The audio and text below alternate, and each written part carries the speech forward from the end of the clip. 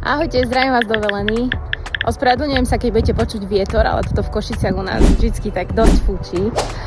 Dneska sa vám hlasím sama, pretože Peťo je chorý a v podstate nie až tak sama, ale takto sme tu.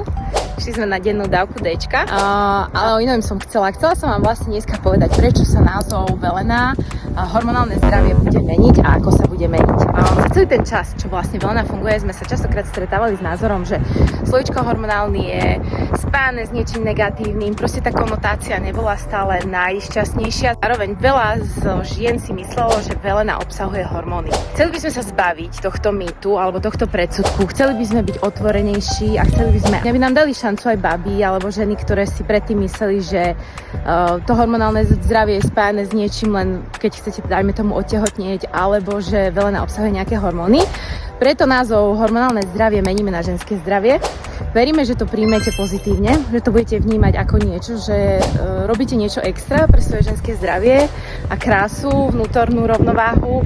Nič iné sa na Velene meniť nebude, zloženie ostáva, príchute ostávajú samozrejme až do novej limitky, ktorú uvedieme potom neskôr.